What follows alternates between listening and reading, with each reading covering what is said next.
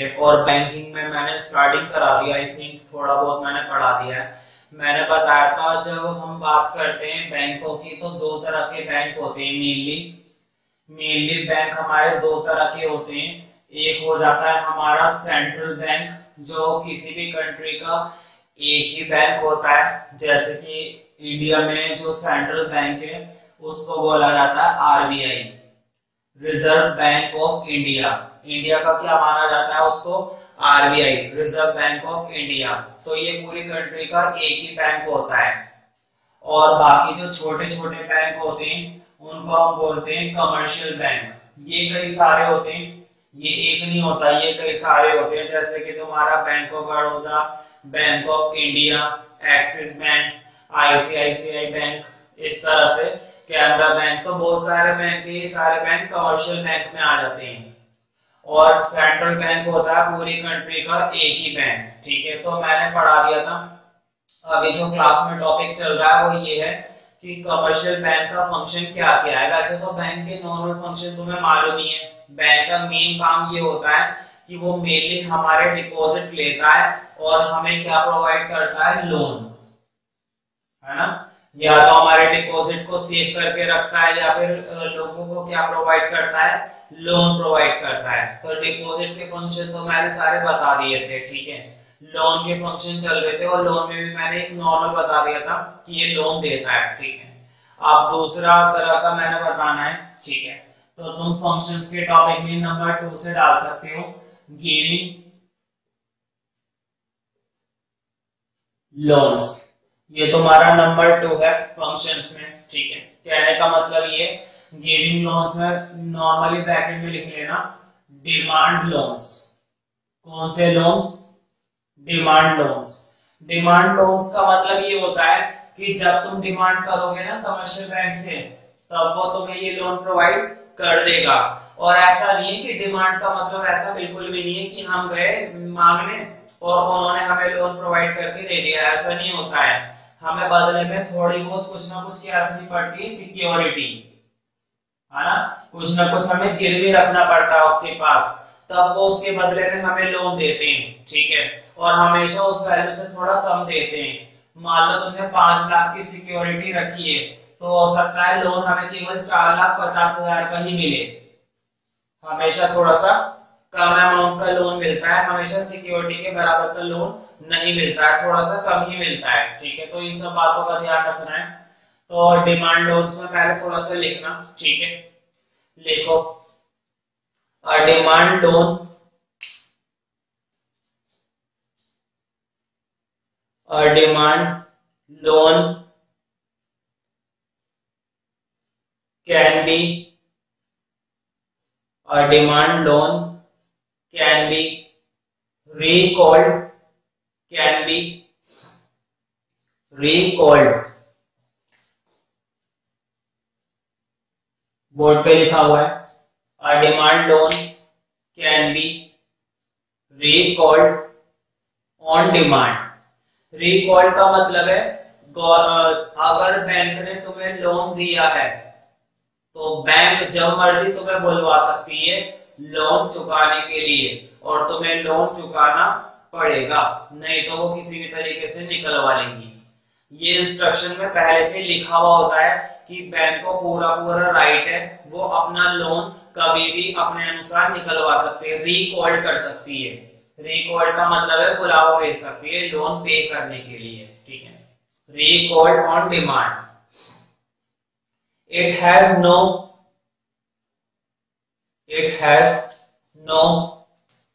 Stated, it has no stated maturity, it has no stated maturity। इसकी कोई fix maturity नहीं होती। Stated का मतलब ये इंस्ट्रक्शन के अंदर ये क्लियर बता दिया जाता है कि ये जो लोन आपको दिया गया है इसकी कोई मैच्योरिटी नहीं है कि हम 5 साल में मांगेंगे वापस 10 साल में। बैंक जब चाहे डिमांड कर सकती है लोन की, वापस ले सकती है वो अपना लोन। ठीक है, it has no stated maturity मतलब इसमें कोई मैच्योरिटी स्टेट नहीं की गई होती है, किसी भी मैच्योरिटी के बारे में नहीं बताया जाता है, नो स्टेटेड मैच्योरिटी, ठीक है। इसी में लिखना the entire loan, the entire loan amount, the entire loan amount is paid, the entire loan amount is paid, the entire loan amount is paid in lump sum, is paid in lump sum। lump sum का मतलब होता है कि loan का तो amount तो तुम्हें देना ही देना है, प्लस उसके साथ क्या देना पड़ेगा, इंटरेस्ट, lump sum, ठीक है। The entire loan amount is paid in lump sum by crediting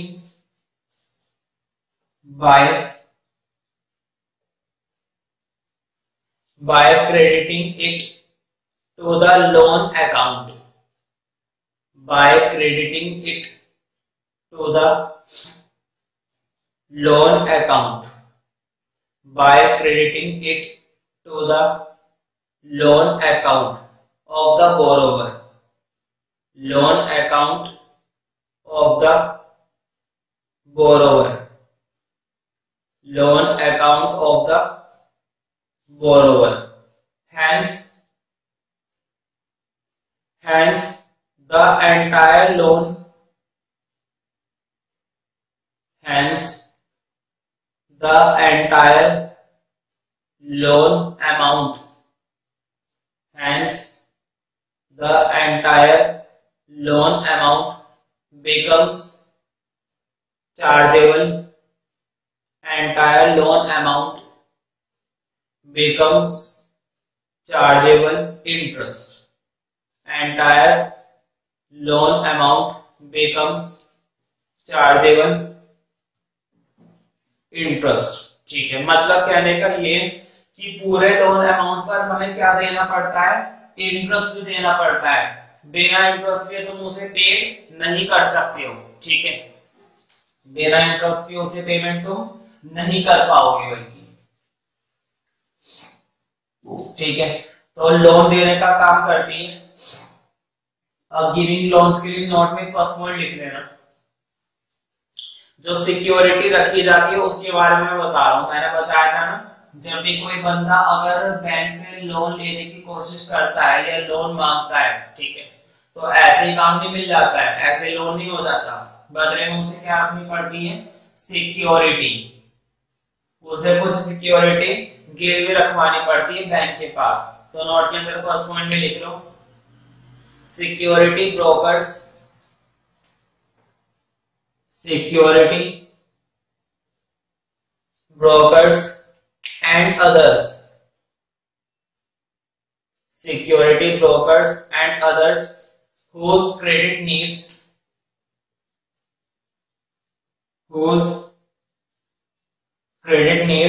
fluctuate, whose credit needs fluctuate day to day, fluctuate day to day, usually take these loans, fluctuate, ये fluctuate day to day, usually take these loans। मतलब जो brokers वगैरह होते हैं, जो दलाल वगैरह होते हैं, जिन्हें रोज थोड़े बहुत पैसे चाहिए रहते हैं, ठीक है, वो जनरली इस तरह का लोन लेते हैं। डिमांड लोन ज्यादातर वही लोग लेते हैं, और ये लंबे समय के लिए भी नहीं लेते, 15-15 दिन, 20-20 दिन, 1-1 महीने, 6-6 महीने, इन इतने समय के लिए लोन लेते रहते हैं। तो उनके लिए इस तरह के लोन ज्यादा सही रहते हैं, जो सिक्योरिटी ब्रोकर्स होते हैं, दलाल वगैरह जो होते हैं, ठीक है। एक और लिख लो कि कौन लेते हैं, the security against these loans। मतलब इन लोन के लिए जो हम सिक्योरिटी रखते हैं, वो सिक्योरिटी कैसे भी हो सकती है। वो सिक्योरिटी तुम्हारी पर्सनल भी हो सकती है, हो सकता है तुमने अपनी घर की प्रॉपर्टी रख दी हो, ठीक है, तुम अपनी प्रॉपर्टी भी रख सकते हो, ठीक है। और हो सकता है तुम्हारे पास कुछ शेयर्स पड़े हुए, ठीक है, स्टॉक वगैरह, वो भी रख सकते हो तुम, ठीक है, कुछ भी रख सकते हैं।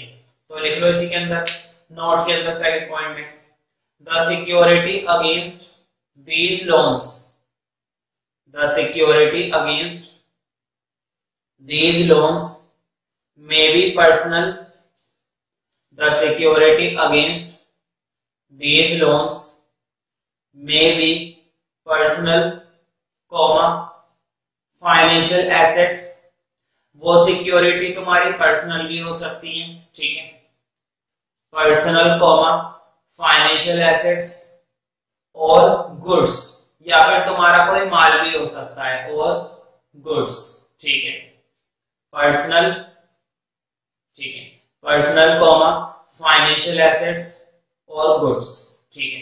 तो इस तरह से ये लोन हम ले लेते हैं, ठीक है। लेकिन कभी कभी क्या होता है, लोन नहीं होता, लोन की जगह इस तरह की बात हो जाती है ओवरड्राफ्ट। ओवरड्राफ्ट का मतलब बिल्कुल सिंपल है, तुम्हारे अकाउंट में इतने पैसे थे नहीं और तुमने ज्यादा निकाल लिए, उसमें पड़े हुए थे केवल 10,000 और तुमने उसमें से विड्रॉ करा है 15,000 का, ठीक है, उसमें से विड्रॉ करा है 15,000 का।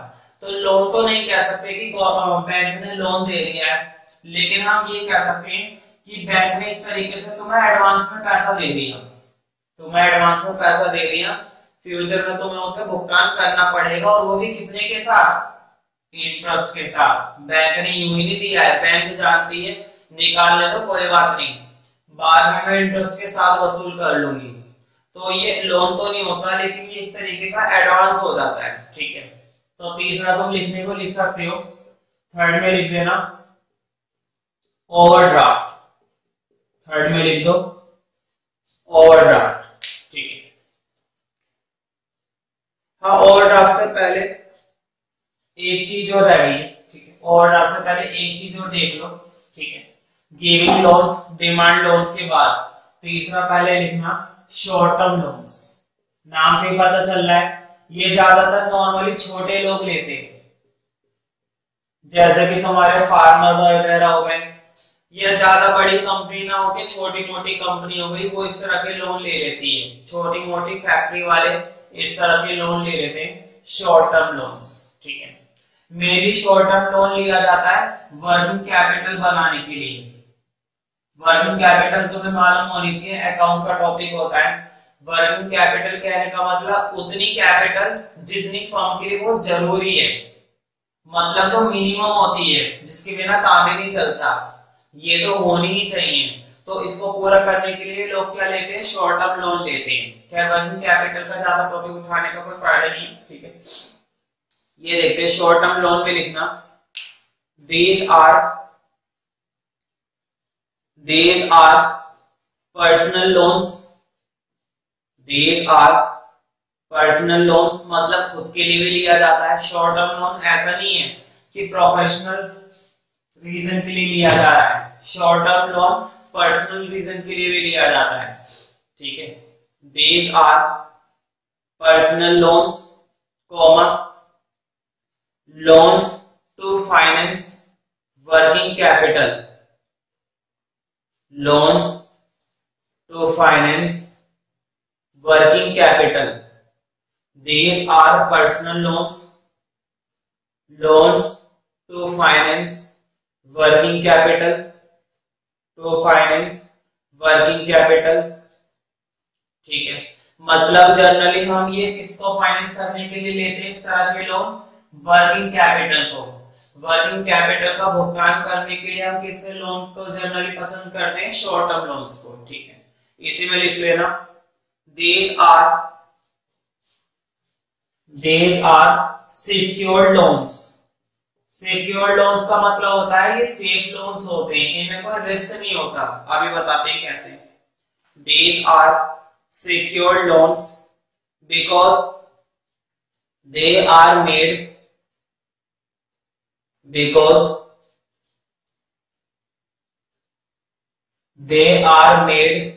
against some security, because they are made against some security, क्योंकि ये लगभग किसी ना किसी सिक्योरिटी के बदले होते हैं।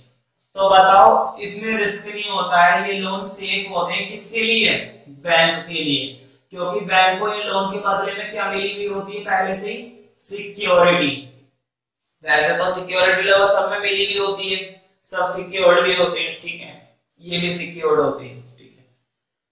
तो मैंने लिखा है these are secured loans because they are made against some security, क्योंकि हमेशा इनको किसी सिक्योरिटी के अगेंस्ट ही किया जाता है। इसी में लिख लेना the entire loan amount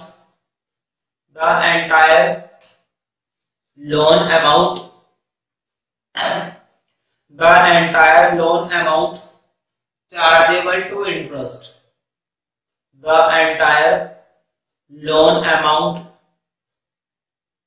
chargeable to interest. इसमें क्या चार्ज होती है? साथ में इंटरेस्ट। ये खासियत तो तुम्हें पहले से ही मालूम है, ऐसा कोई लोन है ही नहीं जिसमें इंटरेस्ट ना लगे, ठीक है। तो चार्जेबल इंटरेस्ट तो सब में रहता है।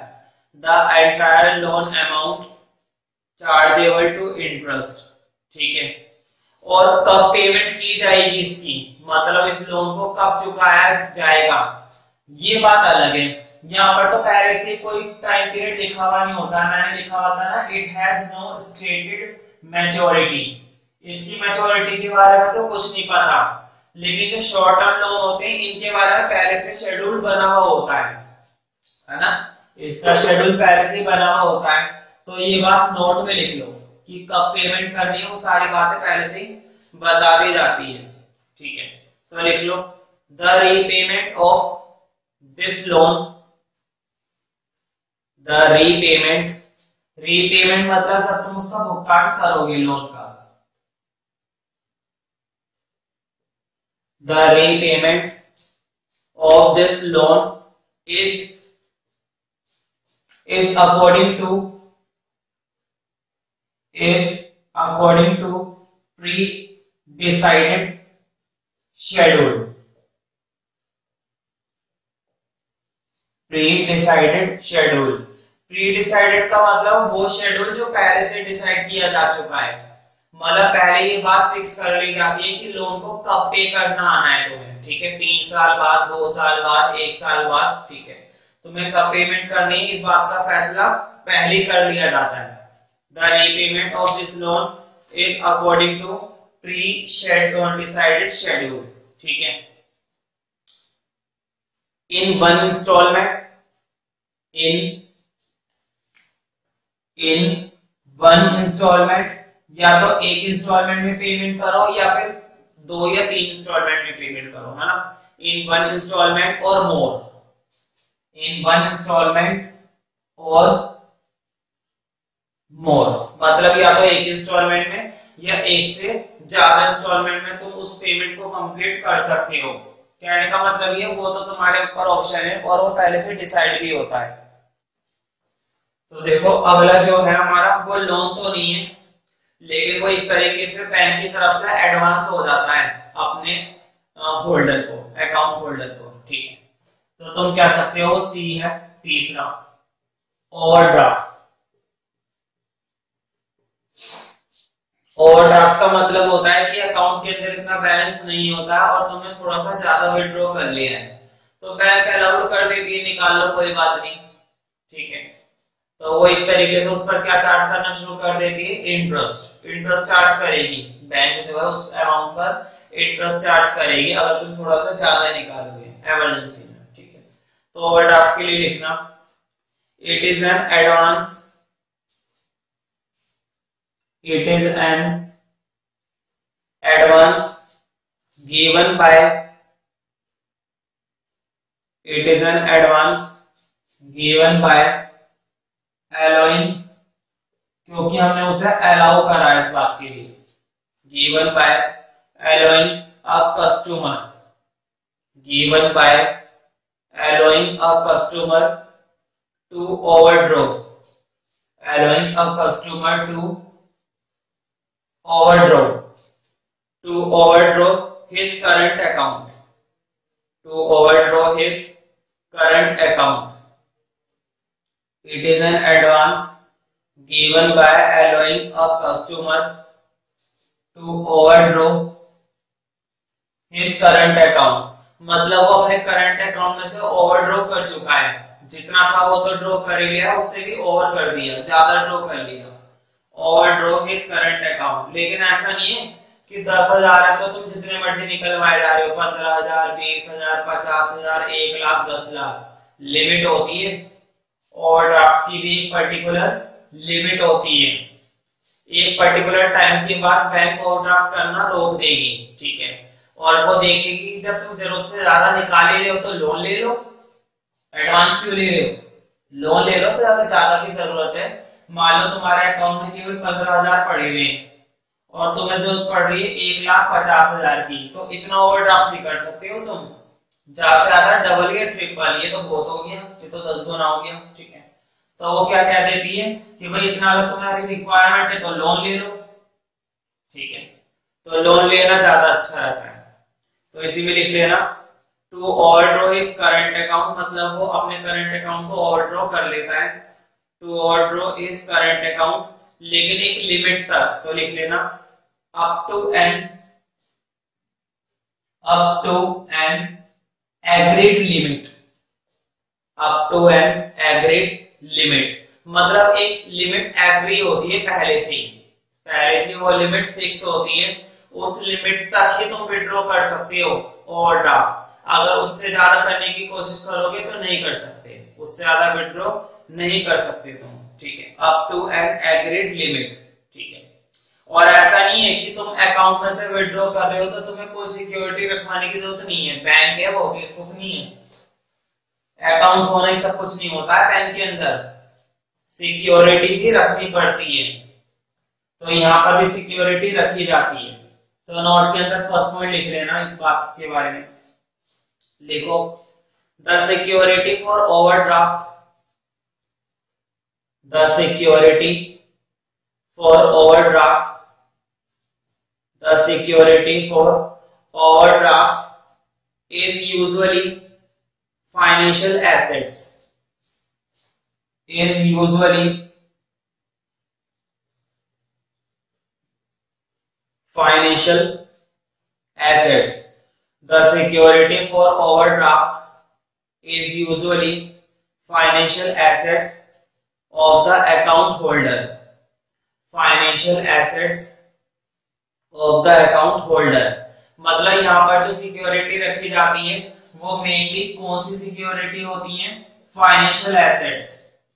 फाइनेंशियल एसेट्स, फाइनेंशियल एसेट मतलब उसको अपने शेयर्स रखने पड़ेंगे या अपने डिवेंचर्स रखने पड़ेंगे या अपना स्टॉक वगैरह रखना पड़ेगा, ये सब रखने पड़ते हैं उसे, फाइनेंशियल एसेट में ये सब चीजें आ जाती हैं, ठीक है। Usually financial assets of the account holder, financial assets of the account holder लिख लो, such as shares, such as shares, debentures, such as shares, debentures, debenture भी बिल्कुल शेयर की तरह ही होता है, डॉक्यूमेंट होते हैं, shares, debentures, life insurance policy, मतलब अकाउंट होल्डर को अपनी लाइफ इंश्योरेंस पॉलिसी में रखवा सकता है वो, है ना, क्योंकि पता है लाइफ इंश्योरेंस पॉलिसी से बैंक कैसे वसूल कर लेगी। मान लो तुमने लोन नहीं चुकाया और तुम्हारी लाइफ इंश्योरेंस पॉलिसी बैंक के पास रखी हुई है, बैंक वाले इंश्योरेंस कंपनी से प्रीमियम पूरा ले लेंगे वापस, इस तरह से वो अपना लोन पूरा कर लेंगे बैंक, ठीक है। तो लाइफ इंश्योरेंस पॉलिसी को भी तुम रखवा सकते हो, ठीक है, लाइफ इंश्योरेंस पॉलिसीज एक्सेट्रा, ठीक है।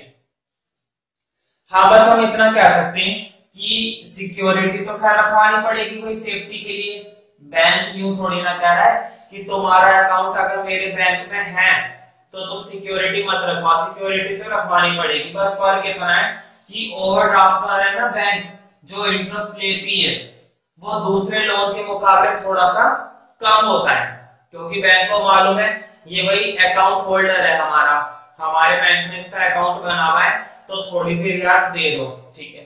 तो इसका नॉर्मली जो इंटरेस्ट होता है ओवरड्राफ्ट पे वो थोड़ा सा कम होता है दूसरे लोन्स के मुकाबले। तो नोट के अंदर सेकंड पॉइंट लिख लेना, interest charge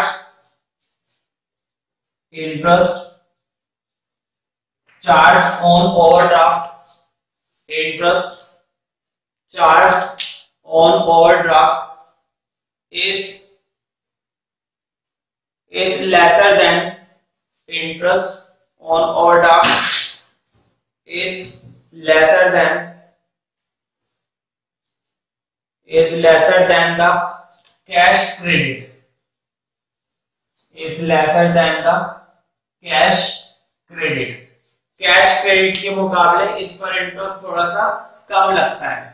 interest charge is lesser than the cash credit because overdraft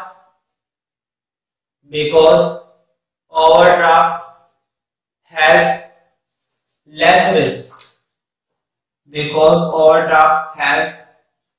less risk, overdraft की जो मनी होती है उसमें कम रिस्क होता है, हमें नहीं, बैंक को, क्योंकि बैंक के पास सिक्योरिटी भी रखी हुई है, तुम्हारा अकाउंट भी है बैंक के अंदर, ठीक है। तो ये सारी वजह से उसका जो रिस्क होता है वो कम होता है और इसी वजह से वो इंटरेस्ट कम चार्ज करती है, उसे कोई प्रॉब्लम नहीं है कम चार्ज करने में, ठीक है। 11th क्लास में अकाउंट वाले, अकाउंट में एक टॉपिक होता है, ठीक है, आर्ट्स वालों को तो खैर नहीं पता, लेकिन इकोनॉमिक्स उसमें कॉमर्स में अकाउंट में एक टॉपिक होता है बिल्स ऑफ एक्सचेंज। चलो कोई नहीं, अगर नहीं भी पता तो मैं थोड़ा रफ आइडिया बताता हूँ बिल्स ऑफ एक्सचेंज के बारे में, ठीक है। कभी कभी क्या होता है, ए एक आदमी था और बी एक दूसरा पर्सन था। ए ने कुछ माल बेचा है बी को, सोल्ड कर दिया, ए ने बी को कुछ गुड्स बेच दिए, मान लो 10,000 के बेच दिए, मान लो उसने कितने के गुड्स बेच दिए, ए ने 10,000 के। अब बी क्या, अब मुझे बताओ, अगर ए ने कुछ गुड्स बेचे हैं बी को तो पेमेंट लेगा ए, बदले में क्या लेगा, कैश, पैसा लेगा, ठीक है। लेकिन बी के लाले हुए पड़े, बी कह रहा है कि भाई देखो मेरे पास ना तो इस समय फिलहाल कैश है, ना तो मेरे पास इस समय कैश है और ना ही मेरे पास चेक है। उसने दोनों मदद कर दी, माल तो खरीद लिया लेकिन ना तो उसके पास कैश है इस समय, ना ही उसके पास इस समय अब चेक है। अब वो कह रहा है एक काम करो, तुम मेरे नाम का ना बिल बना दो, तुम मेरे नाम का भाई एक बिल बना दो और बिल की मैच्योरिटी मुझे बता देना कि 3 महीने की, 4 महीने की, 5 महीने की या 8 महीने की। मैच्योरिटी क्या होती है, बिल पर एक डेट लिखी हुई होती है 3 महीने के, कहने का मतलब ये है कि 3 महीने बाद इस बंदे को ये बिल पे करना पड़ेगा, 3 महीने बाद इस बंदे को ये बिल पे करना पड़ेगा, ठीक है। अब मुझे बताओ, जरूरत तो ए को पहले भी तो पड़ सकती है, क्या ये 3 महीने तक इंतजार करता रहेगा? मान लो बीच में इमरजेंसी में जरूरत पड़ गई इसको 10,000 रुपए की और बिल तो ये पे करने आएगा भी 3 महीने बाद और बिल्कुल बीच में जरूरत पड़ गई है। अब ये ए बंदे के पास एक ऑप्शन और है, ये बिल लेकर पहुंच जाएगा बैंक में। बैंक ये काम भी करती है, बैंक सिर्फ हमें कैश नहीं देती, बैंक सिर्फ हमारा चेक नहीं लेती, बैंक क्या करती है, बिल के लिए भी काम करती है। अब देखो बैंक कैसे करेगी, बिल्कुल चेक की तरह होता है। बैंक क्या करेगी, हम समय से पहले जा रहे हैं, बिल अपने पास रख लेगी और बिल है तुम्हारा 10,000 का, लेकिन वो 10,000 नहीं देने वाली बैंक, बड़ी चालू चीज है, पूरा 10,000 का पैसा हमें वापस नहीं मिलेगा। बैंक कहेगी कि बिल का डेट तो 3 महीने बाद का है, आप तो पहले ही आ गए, पूरा अमाउंट नहीं मिलेगा, हम कुछ काट रहे हैं। तो वो कुछ इनकम का पैसा काट लेते हैं जिसको हम कहते हैं डिस्काउंट। उसने क्या काट लिया है, डिस्काउंट चार्जेस। तो हो सकता है उसको 9,900 रुपए मिले, ठीक है, लेकिन इस बात की गारंटी कि कम मिलेगा, बराबर नहीं मिलता, हमेशा कम मिलता है। वो पैसा किसके अंडर में चला था, बैंक के, ठीक है। तो बताओ, ये लेके गया था बिल और बिल उसने क्या करके दे दिया है, कैश। तो बैंक ये काम भी करती है, समझ में आ गया होगा बैंक का ये फंक्शन, और ये फंक्शन उसका कहलाता है बिल्स ऑफ एक्सचेंज। तो तुम अगला टॉपिक डाल सकते हो capital D, discounting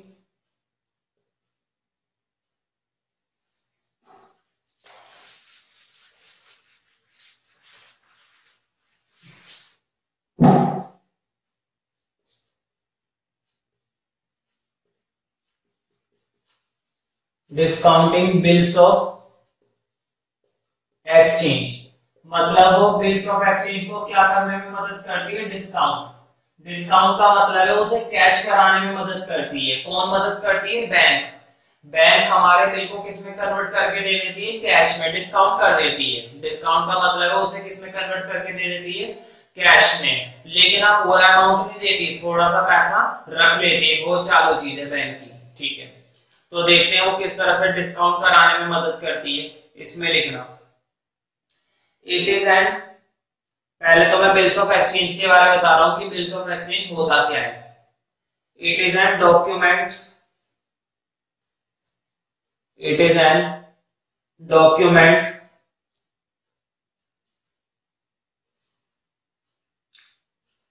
which represent the, it is an document which represent the amount of money, which represent the amount of money which represent the amount of money owed, मतलब उसमें ये दिखाया जाता है, उसमें ये रिप्रेजेंट किया जाता है कि कितनी मनी हमें ओन करनी है। ओन का मतलब है कितनी मनी हमें लेनी है फ्यूचर में। ये तो लिखा होता है बिल पर, जैसे अभी मैंने एग्जांपल दिया था, ए ने बी को माल बेचा था 10,000 का, तो बिल पर कितने का रेट लिखा होगा, 10,000 का। इसका मतलब ये हुआ कि ए को 3 महीने बाद कितने रुपए मिलने वाले थे, 10,000, ठीक है। तो उस पर वो मनी लिखी भी होती है, जो उसे क्या करनी होती है, ओन करनी होती है, लेनी होती है, ठीक है। Money own in the consideration, in the consideration of goods, in the consideration of goods received, in the consideration of goods received, ठीक है। मतलब कितनी मनी देनी है, कितनी मनी लेनी है, उस पर ये लिखा हुआ होता है। ऑन जो वर्ड होता है ना, वो दोनों के लिए चलता है, लेने के लिए भी चलता है ऑन वर्ड, देने के लिए भी चलता है। वो डिपेंड करता है तो किसके अकॉर्डिंग देख रहे हो। ए के अकॉर्डिंग देख रहे हो तो वो कहेगा मुझे इतना पैसा लेना है, बी के अकॉर्डिंग देख रहे हो तो बी कहेगा मुझे इतना पैसा देना है, ठीक है। तो ऑन शब्द दोनों के लिए चलता है, ठीक है। In the consideration of, in the consideration for goods received, of goods received, मतलब जो भी माल मिला उसके बदले उसे कितना पैसा देना है या लेना है, ठीक है। उस पर वो लिखा हुआ होता है। किस पर लिखा हुआ होता है, बिल्स पर, ठीक है। अब समझ लेते हैं बिल्स ऑफ एक्सचेंज कैसे काम करता है। तो एक लाइन छोड़ के थोड़ा एक्सप्लेनेशन लिखना इस वाले का। लिखो वही सारा जो एग्जांपल अभी मैंने बताया था, पर्सन ए और बी वाला, वही मैं लिखवा रहा हूं। लिखो if person A, if person A purchase,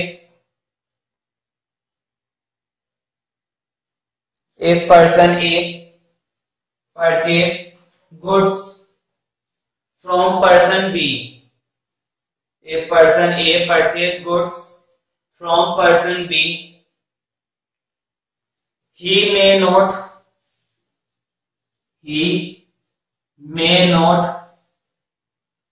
paid immediately, जरूरी थोड़ी ना है ये तुरंत पेमेंट कर दे।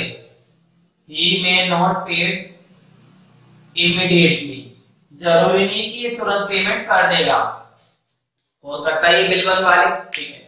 he may not paid immediately, he can request, वो रिक्वेस्ट कर सकता है। he can, क्लियर हो रहा है किस तरह से काम चल रहा है। he can request to make a bill, वो एक बिल बनवाने की रिक्वेस्ट कर सकता है। he can request to make a bill, to make a bill, ठीक है। now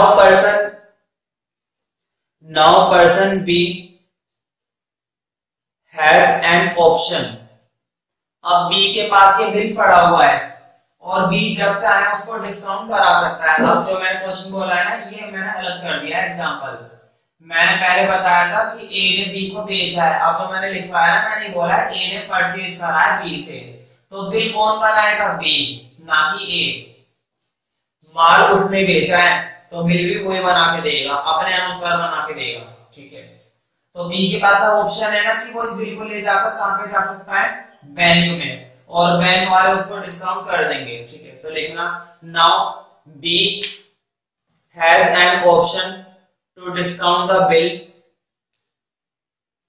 now B has an option to discount the bill, to discount the bill with the help of bank, with the help of bank। इसका मतलब ये हुआ कि bank bills of exchange में भी मदद करती है, ये उसका अनदर फंक्शन है, तो इसी में लिख लो। It means bank performs, it means bank performs help in discounting of bills of exchange, it means bank performs help in discounting, performs help in discounting bills of exchange, discounting bills of exchange, वो bills of exchange में मदद करती है। कौन मदद करती है? Bank, ठीक है। तो बैंक ये अपना इंपॉर्टेंट रोल प्ले करती है, ठीक है, जो कि एक मुख्य रोल है।